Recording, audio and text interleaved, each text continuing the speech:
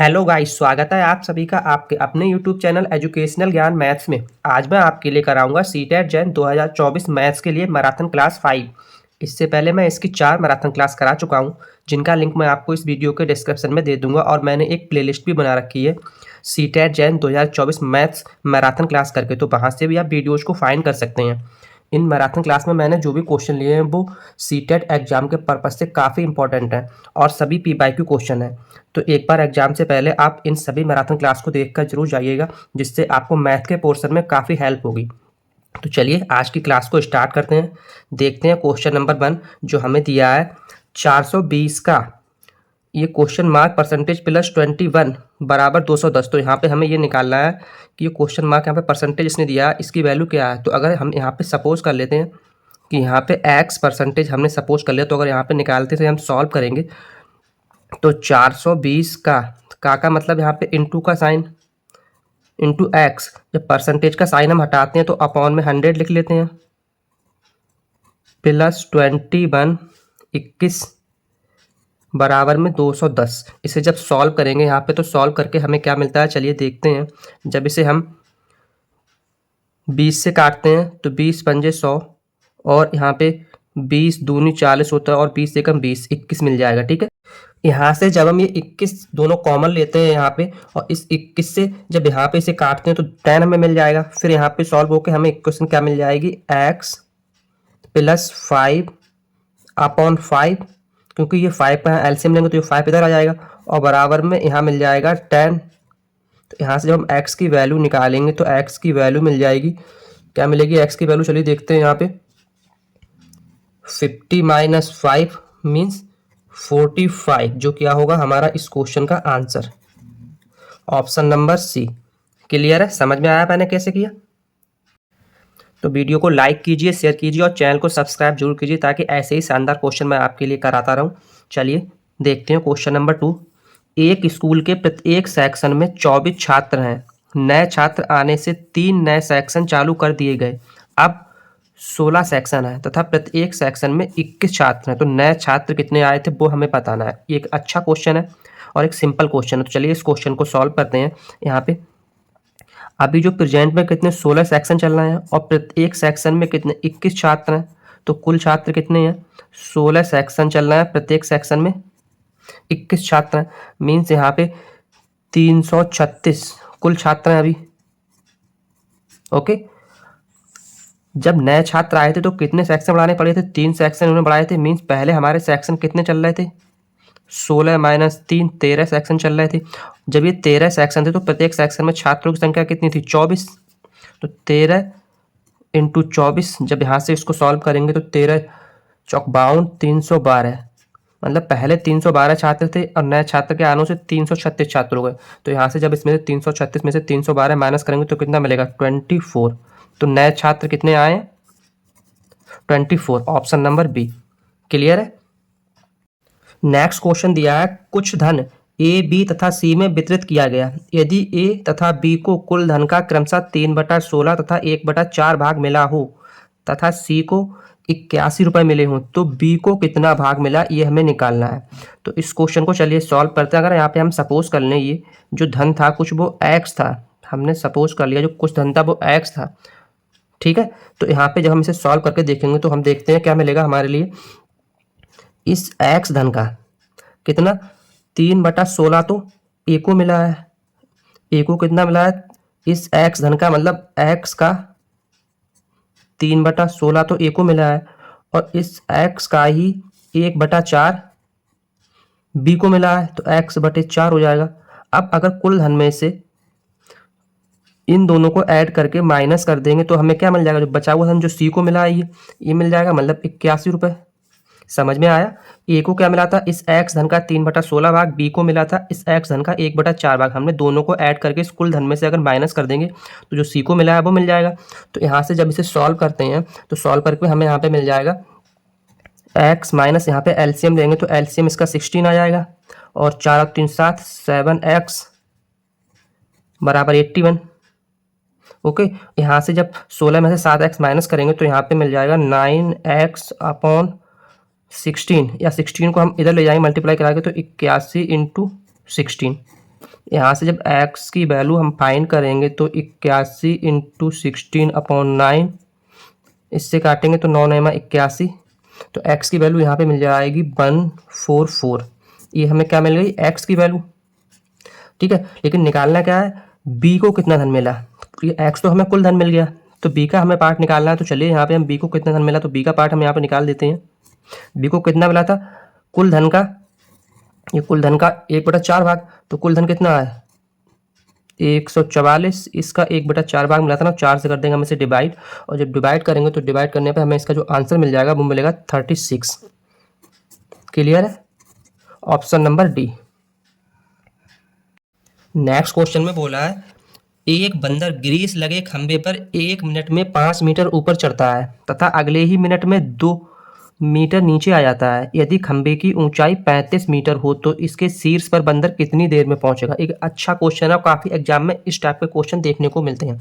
तो चलिए इस क्वेश्चन को सॉल्व करते हैं। अगर यहाँ पे हमें कोई एक खंबा बना लेते हैं, सपोज कर लेते हैं ये कोई पोल है, ठीक है, जिसकी कुल लेंथ जो दी है वो 35 मीटर है। बंदर यहाँ है, यहाँ से चढ़ना स्टार्ट करता है, तो वो 1 मिनट में सपोज किया यहाँ तक चढ़ जाता है, कितना 5 मीटर, कितने में 1 मिनट में चढ़ रहा है। ठीक है, 1 मिनट में 5 मीटर चढ़ जाता है, लेकिन अगले ही मिनट क्या होता है कि वो 2 मीटर नीचे आ जाता है। तो जब 2 मीटर नीचे आ गया तो यहाँ आ गया, अब ये कितना रह गया 3 मीटर। तो इस पूरे प्रोसेस में वो एक्चुअल में कितना चढ़ा, यहाँ पे हम देखते हैं कि वो 2 मिनट में कितना चढ़ पाया, 5 तो चढ़ा लेकिन 2 नीचे आ गया, मतलब 3 मीटर चढ़ पाया 2 मिनट में बंदर। ठीक है, अब यहाँ से जब हम देखते हैं कि वो 30 मीटर अगर चढ़ेगा, अगर 30 मीटर चढ़ता है वो, तो कितने टाइम में वो चढ़ पाएगा, 2/3 इंटू 30 मिनट में। तो यहाँ से जब सॉल्व करेंगे तो 20 मिनट मिल जाएगा। ठीक है, मतलब 20 मिनट में वो 30 मीटर चढ़ जाता है। अब बंदर यहाँ कहीं आ गया है 30 मीटर पर, उसे 5 मीटर और चढ़ना है, तो 5 मीटर चढ़ने में कितना टाइम लेता है,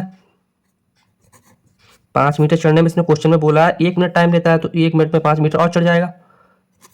समझ में आया आपके लिए। अब वो 1 मिनट में जब 5 मिनट चढ़ा तो 15 जब यहाँ आ गया, अब वो नीचे सरक रहा है, उससे हमें मतलब नहीं है, वो यहाँ टॉप पे आ गया ना, उसने ये तो पूछा कितने टाइम में ऊपर पहुंचेगा। इससे नेक्स्ट मिनट में वो नीचे आएगा ना, लेकिन अभी तो वो ऊपर आ गया यहाँ पे है, मतलब तो टोटल टाइम कितना होगा 20 मिनट तो ये और 1 मिनट ये, तो टोटल टाइम कितना 21 मिनट। ये थोड़ा माथा पच्ची का क्वेश्चन है लेकिन अच्छा क्वेश्चन है। ठीक है, ऑप्शन नंबर सी क्या होगा इसका आंसर। नेक्स्ट क्वेश्चन में बोला है कुछ मिठाइयाँ 175 बच्चों में बराबर बराबर वितरित की जानी थी, परंतु 35 बच्चों के अनुपस्थित होने के कारण प्रत्येक बच्चे को 4 मिठाई अधिक मिली। कुल कितनी मिठाई वितरित की गई, ये हमें बताना है। तो यहाँ पे हम इस टाइप के क्वेश्चन में अगर सपोज कर लें, कुछ जो मिठाई इसने बोली है, यहाँ पे हमने सपोज कर लिया कि एक्स जो मिठाई है वो वितरित की गई। ठीक है, अब इस प्रोसेस में हुआ क्या कि जो 35 बच्चे जब अनुपस्थित थे तो उसकी वजह से 4 मिठाई प्रत्येक बच्चे को अधिक मिली, मीन्स 35 चौक 140। तो इस प्रोसेस को हम ऐसे दिखा सकते हैं x/140। ठीक है, बच्चों को अधिक मिली मिठाई, माइनस जब इसमें से हम जब बच्चे सभी उपस्थित होते तो क्या होता है, इस x मिठाई को हम 175 बच्चों में बांटते। तो इस सब प्रोसेस में क्या हुआ कि 4 मिठाई एक बच्चे को अधिक मिल रही थी। इक्वेशन हमारी क्या बनेगी, ये x/140 माइनस x/175। इस इक्वेशन को जो हम सॉल्व करेंगे तो सॉल्व करके हमें जो मिलेगा वो क्या मिल जाएगा, इस क्वेश्चन का आंसर। यहाँ जब इसका एलसीएम लेंगे तो एलसीएम आएगा 700, और यहाँ पे जब देखेंगे तो 175 पंजे, ठीक है, सॉरी 140 पंजे 5x होगा माइनस 175 चौका, ठीक, बराबर में 4। तो यहाँ से जब हम x की वैल्यू फाइंड करेंगे तो 7 चौक 28 इधर मल्टीप्लाई हो जाएगी 2800, मीन्स कुल जो मिठाई कितनी थी वो कितनी थी 2800। Option number C. क्लियर है, समझ में आया मैंने क्या किया इसमें। नेक्स्ट क्वेश्चन नंबर 7 में बोला है एक व्यक्ति के पास कुछ मुर्गियां तथा कुछ गाय हैं, यदि इनके सिरों की संख्या 48 तथा टांगों की संख्या 140 हो तो मुर्गियों की संख्या कितनी है ये बताना है। ये कॉन्सेप्ट भी काफ़ी एग्जाम में देखने को मिलता है, सर और टांगों वाला, तो इसलिए मैंने इस क्वेश्चन को भी इस क्लास में डाला है। तो चलिए इस क्वेश्चन को कैसे सॉल्व करना है देखते हैं। यहाँ पे इसने बोला है कुछ मुर्गियाँ तथा कुछ गाय हैं। अगर हमने यहाँ पे सपोज कर लिया कि एक्स तो मुर्गियाँ हैं, ठीक है, और वाई जो है गाय हैं। ये हमने सपोज कर लिया एक्स जो है मुर्गी हैं और वाई जो है गाय हैं। ठीक, इन दोनों को जब ऐड करेंगे तो कुल कितनी है, कुल जितने कुल सर होंगे, सर कुल कितने हैं 48। तो दोनों को ऐड करके 40 हो जाए, क्योंकि मुर्गी का भी एक सर होता है, गाय का भी एक सर होता है। तो कुल 48 तो यहाँ पे संख्या हो गई। आगे बोला है 140 टांगे हैं, तो यहाँ पे मुर्गी की टांगे कितनी होती हैं 2 और गाय की टांगे होती हैं 4। तो इन सबको जब ऐड करेंगे तो 140। बस इन दोनों इक्वेशन को सॉल्व कर लेंगे, सॉल्व करके हमें जो मिल जाएगा वो इस क्वेश्चन का आंसर मिल जाएगा। यहाँ अगर इसमें हम मल्टीप्लाई कराते हैं, इस वाली ऊपर वाली इक्वेशन में हमें एक्स की वैल्यू निकालनी है, क्योंकि निकालना क्या है, मुर्गियों की संख्या एक्स मानी है, तो बाई को हमें काटना है। तो हम यहाँ 4 से अगर मल्टीप्लाई करा देंगे तो 4x हो जाएगा। यहाँ पे जब इसमें मल्टीप्लाई करेंगे तो 4y हो जाएगा यहाँ पे, और इसमें जब मल्टीप्लाई करा देंगे 4 से, यहाँ से जब इसे माइनस करेंगे इस तरह से, तो ये बाई से बाई कट जाएगा। यहाँ क्या बचेगा 2x बराबर, जब यहाँ पे इसकी मल्टीप्लाई कराएंगे तो 4 चौक 16, 160, 8 चौक 32, 192 में से जब 140 को माइनस करेंगे तो माइनस करके हमें यहाँ पे कितना मिल जाएगा, 52 मिल जाएगा। यहाँ से जब x की वैल्यू फाइंड करेंगे तो कितना मिल जाएगा 26, जो क्या होगा हमारा इस क्वेश्चन का answer option number D. Clear है, समझ में आ गया मैंने क्या किया। इसमें मैंने मुर्गियों की संख्या x मान ली, गाय की संख्या y मान ली, दोनों को ऐड किया तो कुल इसने जितने सर होंगे उतनी की संख्या होगी 48 हो गई। मुर्गी के 2 पैर होते हैं तो यहाँ पे 2x से मल्टीप्लाई करा दिया, और गाय के 4 तो 4 से मल्टीप्लाई करा दिया। बाई वाली जो टर्म है इसे हमने कैंसिल कर दिया, क्योंकि x की वैल्यू हमें फाइंड करनी है। सॉल्व किया, x बराबर 26 जो मिला वो इस क्वेश्चन का आंसर मिल गया। नेक्स्ट क्वेश्चन नंबर 8 में बोला है 300 पेज वाली पुस्तक की पेज संख्या लिखने में कुल कितने अंकों की आवश्यकता होगी। अंक पूछे कुल कितने अंक होंगे, तो 300 पेज की पुस्तक है। अगर हम पुस्तक के 1 अंक वाले पेज देखेंगे तो कितने 9 होंगे, ठीक है। प्लस जब 2 अंक वाले पेज देखेंगे तो 90 होंगे, तो 90 और 9 99 तो ये हो गए। प्लस 3 अंक वाले जो पेज होंगे वो 201 होंगे। समझ में आया आपके लिए, क्योंकि 1 से लेकर 9 तक तो 1 अंक लिखा जाएगा, फिर जब 2 से लेकर 90 तक मतलब 99 तक, तो 90 पेज जो होंगे उन पर 2-2 अंक पड़े होंगे, जैसे 11 12 इस तरह से पड़ा होगा 99 तक। और जब 100 से ऊपर पहुंचेंगे 100 101 100 तो वहाँ पे 3 अंक हो जाएंगे, तो कुल 201 पेज होंगे। इन सबको जब हम सॉल्व करेंगे तो सॉल्व करके हमें क्या मिल जाएगा, चलिए देखते हैं। 201 3 ये हो जाएगा 603, और 90 दूना 180। तो इन सबको जब हम सॉल्व करेंगे तो सॉल्व करके जो हमें इनका इसका सम मिल जाएगा वो मिलेगा 792। क्लियर है, option number C. Next question number 9 में बोला है एक छात्र को 37 से गुणा करने को कहा गया, परंतु उसने गलती से 73 से गुणा कर दिया। इस प्रकार प्राप्त गुणनफल सही गुणनफल से 648 अधिक था। संख्या ज्ञात करें। संख्या क्या थी, तो यहाँ पे अगर हम सपोज कर लेंगे ये जो संख्या थी वो x थी। अब उसने क्या किया, इस x संख्या में 73 की से मल्टीप्लाई कर दिया। तो क्या किया उसने, x में 73 से मल्टीप्लाई कर दिया, लेकिन बोला कितने से गया था 37 से मल्टीप्लाई करने को। तो इस सब प्रोसेस की वजह से जो गुणनफल मिला वो 648 अधिक मिला। तो हम क्या करेंगे, अगर इस जो उसने ज़्यादा से मल्टीप्लाई की इसमें से जो एक्चुअल करनी थी उसको माइनस कर देंगे तो डिफरेंस हमें ये मिलना चाहिए। चलिए इसको सॉल्व कर लेते हैं। सॉल्व करके जो हमें मिलेगा वो इस क्वेश्चन का आंसर मिल जाएगा। तो यहाँ से 36x मिल जाएगा और यहाँ 648, ठीक है। अब इसे जब हम काटेंगे तो 6 से काटते हैं तो 6 छंग 36 और इसको 6 एकम 6 और 6 टू 48 108। फिर से जब 6 से काटेंगे तो यहाँ x बराबर ये मिल जाएगा 18।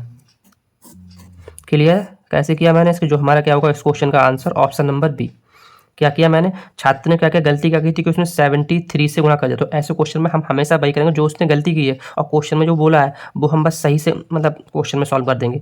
हमने 73 संख्या x मान ली और उसमें 73 से मल्टीप्लाई करा के उसमें से जो उसने एक्चुअल में करा 37 से मल्टीप्लाई उसको माइनस कर दिया। तो इस सब प्रोसेस में क्या हुआ 648 गुणनफल अधिक मिल रहा था, वो बराबर में 648 लिख दिया। इस इक्वेशन को सॉल्व कर दिया, सॉल्व करके जो मिला वो इस क्वेश्चन का आंसर मिल गया।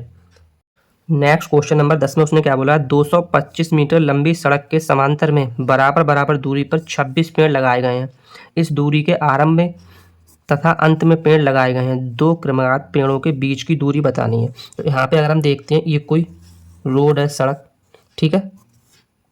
यहाँ पे क्या किया, इसके स्टार्टिंग में यहाँ पे कोई पेड़ लगाया गया, इस तरह से पेड़ लगाए गए हैं। यहाँ पे कोई समझ में आ रहा है आपको मैं क्या कर रहा हूँ, इस तरह से ये पेड़ लगाते गए यहाँ लास्ट तक, और इनके बीच की जो दूरी है ये बराबर दूरी है, ठीक है। कुल रोड की लंबाई इसने कितनी दे दी है, 225 मीटर। ये क्या है, कुल रोड की लंबाई। अब पेड़ कुल कितने लगाए गए हैं, 26, ठीक है, 26 पेड़ लगाए गए हैं, 225 मीटर जो है इसकी क्या है, रोड की लंबाई।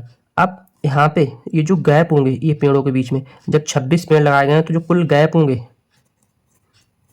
कुल गैप पेड़ों के बीच में कितने होंगे, 25, ठीक है, क्योंकि यहाँ भी पेड़ है, यहाँ भी पेड़ है, इनके बीच जो भी गैप गिनेंगे ये वाले तो 25 गैप होंगे, मतलब 25 गैप होंगे। कुल दूरी कितनी है रोड की, 225/25। यहाँ से जब इसे सॉल्व करेंगे तो आंसर कितना मिल जाएगा, 9 मीटर। यही तो हमें निकालना है कि क्रमागत पेड़ों के बीच की दूरी कितनी है, 9 metre. Option number B clear है। नेक्स्ट क्वेश्चन नंबर 11 में बोला है, जब एक गेंद कुछ ऊंचाई से गिरती है तो यह धरती से टकराकर ऊंचाई के 3/4 भाग तक उछलती है। यदि किसी गेंद को 32 मीटर की ऊंचाई से गिराया जाए तो अपने तीसरे उछाल में यह कितनी ऊंचाई तक तय करेगी, ये हमें बताना है। तो इस कॉन्सेप्ट में हम क्या करते हैं, हम सपोज करते हैं ये बॉल है कोई, यहाँ कोई बॉल रखी है और ये इसकी जो लंबाई या टोटल ऊंचाई है वो 32 मीटर है, मतलब 32 मीटर की ऊंचाई से यहाँ से बॉल जो है गिराई जाती है। तो ये इस तरह से बॉल गिराएगी, फिर ये यहाँ उछली, फिर नीचे आ गई, फिर से उछली, फिर नीचे आ गई और फिर उछली, यहाँ पहुँच गई बॉल। तो इसने अपनी जो 3 ऊंचाई यहाँ पे तय की, तो ये कितना एक ऊंचाई में जा रही है, 3/4 नीचे आई, फिर इस वाली में 3/4 गई, फिर नीचे आई, फिर इस वाली में 3/4 गई, ठीक है। तो इसने क्या पूछा कि अब अपने तीसरे उछाल में कितनी ऊंचाई पर पहुंचेगी। तो इस टाइप का अगर क्वेश्चन मिलता है तो उसका कॉन्सेप्ट क्या होता है, जो कुल ऊंचाई से गिराई गई है 32 मीटर इंटू इसकी एक हर एक उछाल में कितना जा रही है, 3/4 इंटू 3/4 इंटू 3/4। समझ में आया क्या किया मैंने। यहाँ से अब जो सॉल्व करके निकालेंगे वो हमें इसकी जो तीसरी उछाल की ऊंचाई है वो मिल जाएगी। तो चलिए सॉल्व करते हैं यहाँ पे। तो 4 चौक 16 चौक 64 और 32 एकम 32, 32 दूनी 64। तो यहाँ से क्या मिल जाएगा, 3 तियाँ 9 तियाँ 27 मीन्स 27/2, ठीक है, 27/2 मिलेगा। इसको हम क्या लिख सकते हैं, 13 सही 1/2 मीटर। क्लियर, समझ में आया। Option number B. कैसे किया मैंने, कुल 32 मीटर की ऊंचाई से गिराई गई थी, एक उछाल में 3/4 जा रही, तो उसने 3 बार 3/4 की उछाल ली, लास्ट निकालनी है कितनी उछली वो। तो यहाँ पे कॉन्सेप्ट क्या होता है, 32 मीटर को इन तीनों से मल्टीप्लाई करा देंगे, 3 बार 3/4 से सॉल्व करेंगे तो 13 सही 1/2 जो मिलेगा वो इस क्वेश्चन का आंसर मिल जाएगा। नेक्स्ट क्वेश्चन नंबर 12 में बोला है, एक संख्या के 4/5 के 3/4 और उसी संख्या के 2/5 के 1/6 के बीच का गुणनफल 16 है, तो संख्या क्या है। तो चलिए क्वेश्चन में जो बोला है वो हम कर देते हैं। हमने सपोज कर लिया यहाँ पे जो संख्या है वो x है, तो इस x संख्या का उसने बोला है क्या, 4/5 के की जगह पे गुणा का साइन 3/4 और उसी संख्या के 2/5, मतलब यही संख्या x है, इसका 2/5 के की जगह पे गुणा का साइन इंटू 1/6। इन दोनों का गुणनफल कितना है, 16। जो ऑप्शन में बोला है वो हमने कर दिया। इसे सॉल्व कर देते हैं, 4 से 4 यहाँ कट जाएगा, 2 से इसे काटेंगे तो 2 3 6, 3 से 3 ये कट जाएगा। तो यहाँ से हमें सॉल्व हो क्या मिल जाएगा, x² बराबर 16 इंटू 25, क्योंकि 25 यहाँ पे रह जाएगा। तो यहाँ से x बराबर कितना मिल जाएगा, यहाँ से 4 बाहर आएगा, यहाँ से 5 बाहर आएगा, 4 पंजे 20, जो क्या होगा इस क्वेश्चन का answer option number C. Clear. Next question में बोला है, यदि दो संख्याओं का गुणनफल 320 है और उसका संबंध जो रेशियो में 1:5 है, तो संख्या के वर्ग का अंतर क्या होगा, ये निकालना है। तो इसने हम सपोज कर लिया जो तो संख्याएं a और b है, इनका रेशियो 1:5 दिया है, ठीक है। अगर हम इस रेशियो को हटाएंगे तो इसे हम ऐसे लिख सकते हैं ना, 1x रेशियो 5x। बोला क्या है, दोनों का गुणनफल 320 है, तो यहाँ पे अगर दोनों का गुणनफल करते हैं 1x इंटू 5x बराबर 320, तो यहाँ से हम अगर x² की वैल्यू निकालेंगे तो यहाँ 5 से जब इसे काटेंगे तो क्या मिलेगा, 5 छक्का 30, 5 चौक 20, मतलब 64। तो यहाँ से x बराबर कितना मिल जाएगा, 8। x की वैल्यू हमें 1 मिल गई। यहाँ पे संख्या हमारी क्या है, तो यहाँ पे एक तो संख्या 8 हो जाएगी और एक संख्या 40 हो जाएगी। जब दोनों का वर्ग करेंगे, इस 8 का वर्ग करेंगे तो 64 और इस 40 का वर्ग करेंगे तो 1600, ठीक है। इनका निकालना क्या है, दोनों का डिफरेंस, दोनों के वर्गों का अंतर ही तो पूछा है, तो दोनों का डिफरेंस निकाल देते हैं। कितना मिलेगा, तो 1600 में से जब 64 माइनस करेंगे तो हमें यहाँ क्या मिल जाएगा, 1500 36, जो क्या होगा इस क्वेश्चन का answer, option number C. Clear. Next question में बोला है किसी कमरे की लंबाई चौड़ाई क्रमशः 13 मीटर और 7.5 मीटर है। कमरे के फर्श में समान आकार की वर्गाकार टाइल लगानी है। टाइल की अधिकतम लंबाई क्या होगी वो हमें बतानी है। तो इसने लंबाई चौड़ाई क्या दे रखी है, एल और बी हमें दे रखी है 13 मीटर और बी दे रखी है 7.5। तो 7.5 को हम लिख सकते हैं 15/2 और इसे हम लिख सकते हैं 13/1। अब ये दोनों क्या भिन्न रूप में हो गए। अगर हम यहाँ पे HCF निकालते हैं, इनका मासा निकालते हैं, तो मासा निकालने की ट्रिक क्या होती है, किसी भी भिन्न वाली संख्या की ऊपर वाले का हम क्या निकालेंगे मासा, तो 13 और 15 का मासा कितना होगा 1 और नीचे वाले का निकालते हैं लासा, हर का निकालते हैं लासा, अंश का निकालते हैं मासा। तो 1 और 2 का लासा कितना होगा 2, इसे हम क्या लिख सकते हैं 0.5 मीटर, जो क्या होगा हमारा इस क्वेश्चन का answer, option number B. Clear, समझ में आया मैंने इसे कैसे किया। इसने जो हमें दी थी लेंथ कमरा की और ब्रेथ चौड़ाई दी थी, दोनों को हमने इससे जो भिन्न के टर्म में लिख लिया। अब यहाँ से हमने HCF हाईएस्ट कॉमन फैक्टर दोनों का निकाला। तो HCF निकालने की ट्रिक हमारी किसी भी भिन्न वाले अगर ऐसी दिए फ्रैक्शन वाले, तो उसको क्या होता है ऊपर वाले का हम जो HCF जो पूछा है वो अंश का निकालते, जो नहीं पूछा है वो हर का निकालते हैं। तो भाई हमने यहाँ पे किया 13-15 का निकाला HCF मास ऑफ 1 और 1-2 का निकाला LCM 2। बस यही हमें मिल जाएगा, जो HCF निकल के आएगा वो इस क्वेश्चन का आंसर मिल जाएगा। आधा मीटर, इसे हम 0.5 मीटर ले सकते हैं, option number B. Next question number 15 में बोला है के किस मान के लिए x² + ax + b और x² + cx + d का मासा HCF x + k होगा। तो इस टाइप के क्वेश्चन को सॉल्व करने की ट्रिक क्या है वो मैं आपको यहाँ पे लिखा देता हूँ। अगर ऐसा क्वेश्चन आपको एग्जाम में पूछता है तो करते क्या है, उसने जो मासा दिया है x + k, इसको बराबर 0 को कर लेते हैं। तो यहाँ से x की वैल्यू कितनी मिल जाएगी -k। इस वैल्यू को उठा के ये जो इक्वेशन नहीं है इनमें पुट कर देते हैं और दोनों को बराबर कर देते हैं। तो जब वैल्यू को पुट करेंगे यहाँ पे तो हमें क्या मिलेगा, जब x बराबर -k यहाँ पे x² में पुट करेंगे तो यहाँ से k² मिल जाएगा -ak मिल जाएगा +b बराबर में k² - ck + d, यही मिलेगा। k² से k² कैंसिल हो जाएगा। यहाँ से जब हम k की वैल्यू फाइंड करनी है तो जब ये उठा के इस साइड हम लेके आएंगे, क्या करेंगे, ये जो c वाली टर्म है इधर उठा के लेके आएंगे तो ये क्या हो जाएगा, k कॉमन आ जाएगी c - a, और जब इस टर्म को उठा के इधर लेके आएंगे b को तो ये क्या हो जाएगा d - b। तो यहाँ से जब k की वैल्यू फाइंड करेंगे तो क्या मिल जाएगी, k की वैल्यू k बराबर d - b upon c - a। ठीक है, लेकिन ऑप्शन में यहाँ पे हमें दे रखा है d - b, ठीक है, सॉरी b - d, ऑप्शन में दे रखा है b - d। यहाँ से जब माइनस हम कॉमन लेंगे, नीचे से भी माइनस कॉमन लेंगे तो माइनस से माइनस कट जाएगा। तो यहाँ पे आंसर क्या मिल जाएगा b - d upon a - c। समझ में आया, जो क्या होगा हमारा इस क्वेश्चन का answer, option number D. Clear है। नेक्स्ट और आज की इस क्लास का लास्ट क्वेश्चन नंबर 16 में बोला है एक कर्मचारी को टैक्सी द्वारा यात्रा करने पर 7.5 रुपये प्रति किलोमीटर तथा अपनी कार द्वारा यात्रा करने पर 3 रुपये प्रति किलोमीटर मिलता है। उसने एक सप्ताह में 80 किलोमीटर यात्रा की तथा रेट 330 का बिल दिया। टैक्सी द्वारा उसने कितने किलोमीटर की दूरी तय की, ये हमें फाइंड करना है। ठीक है, तो चलिए इस क्वेश्चन को सॉल्व करते हैं। हमने यहाँ पे सपोज किया कि उसने टैक्सी द्वारा जो कुल दूरी तय की है वो x किलोमीटर तय की है, ये हमने यहाँ पे मान लिया। ठीक है, तो चलिए इसे सॉल्व करते हैं। उसने क्या किया, x किलोमीटर तय की और उसने कितना खर्चा यहाँ पे किया, 7.5 रुपये मिल रहा था उसके लिए। तो 7.5 का मतलब 15/2।